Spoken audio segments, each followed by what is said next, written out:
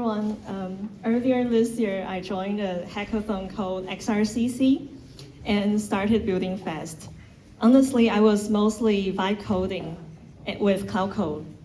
And we shipped it and won an award. And I thought we were done. Then one day I asked Claude Code one question and discovered a long list of engineering gaps I hadn't noticed before. So today I want to share what I found, what I fixed, and what I would do differently from day one. So let me briefly introduce the project first. I built a RAG chatbot for museum guiding. It's an AI guide that answers questions based on a knowledge base.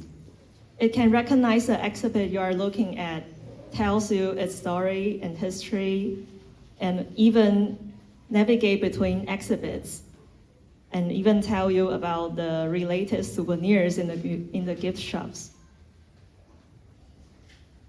And this chatbot powers two different front end, two different museum experiences. The first is an on-site experience at the Louvre Museum.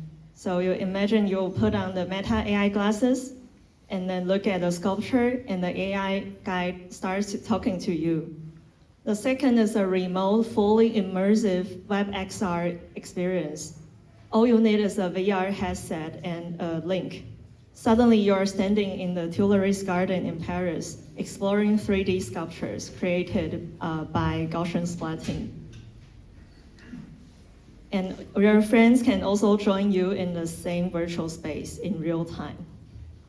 So the demo went smooth, went perfectly, and we thought we'd done a great system. But then one question broke the whole illusion. Someone asked, tell me about the Mona Lisa. So our AI guide answered confidently and fluently, like it knew exactly what it was talking about.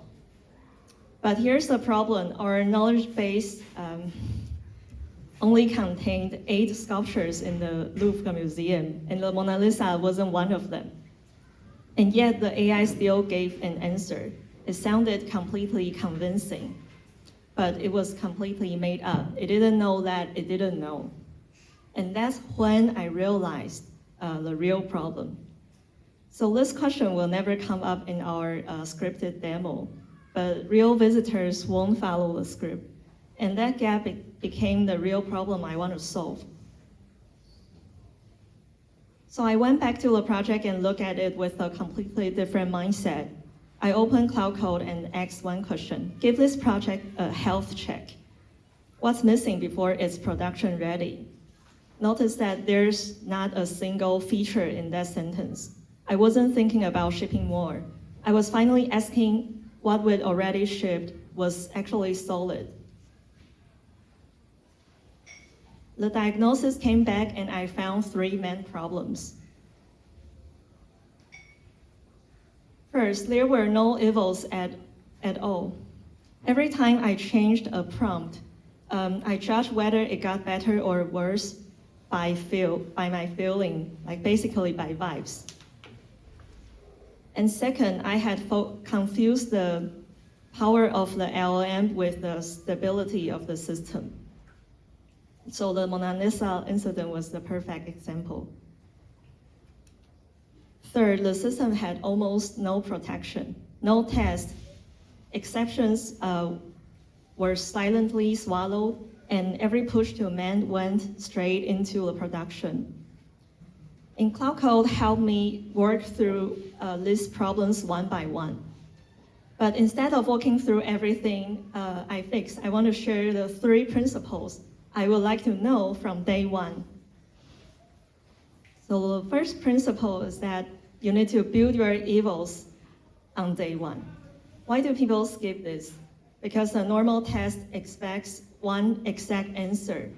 But X and LM, the same question twice, you might get 2 different answers and both can be correct. So what do you even put in a test? A lot of people get stuck here and then just give up. But you don't need a perfect test. You just need a list of questions. 10 to 20 is enough to start. That's your golden set. I like to think about those questions in 3 categories. Start with the questions people are actually going to ask.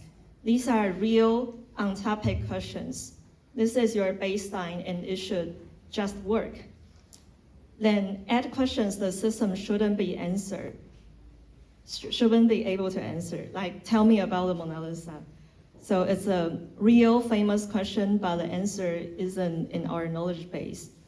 I'll come back to like exactly how I fix this problem in 1 minute.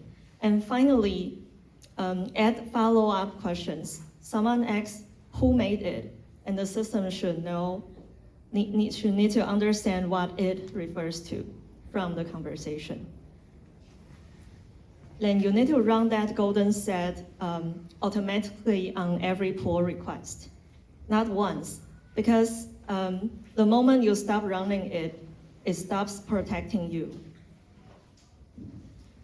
Principle 2, if there's one correct answer, put it in code. If there isn't, let the LLM handle it.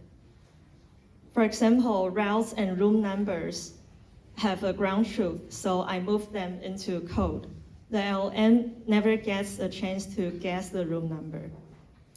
And that leaves the LLM to do what it's actually good at. For example, understanding the questions, summarizing informations, and generating natural responses. But what about the part in between? Figuring out whether a question is even about something we know.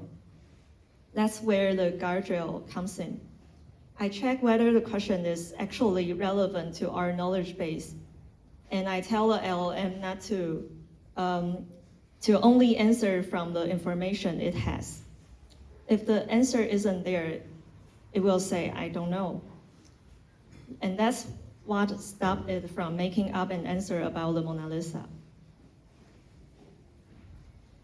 The third principle is that fixing the guardrail didn't mean the system was safe. The guardrail fixed the hallucination problem, but the rest of the system still had almost no protection. So during the hackathon, I naturally focused on features. Does the sculpture was recognized correctly? Does the route work? Or is the voice clear?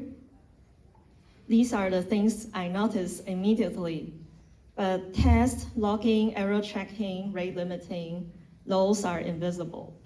They don't show up until something goes wrong. So I never asked about them. Not because I didn't care, but because no one reminded me to ask this question to the Claude Code. And the fix is simple. Make these questions part of your workflow. And that's what I want to leave you with today. 3 prompts you can use on any project at any stage. Once you ask the right questions, Claude Code can help you find what's missing and actually fix it.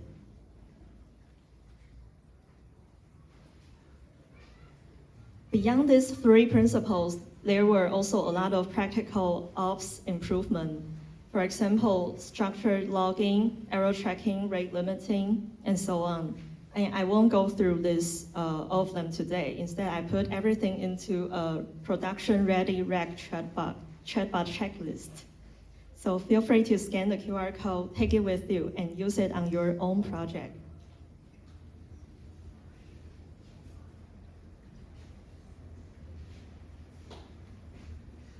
So here's the one thing I want you to take away. Deterministic logic goes into code, and generative logic goes to the LLM, and evals should start on day 1. Building the award-winning demo took us a month, and fixing the engineering took me only 1 day. So I use the same tools all the time, Claude Code. But what changed wasn't what I had access to, it was what I knew to ask for. So when you build your own RAG chatbot, don't wait for your own Mona Lisa moment to discover what you forgot to ask.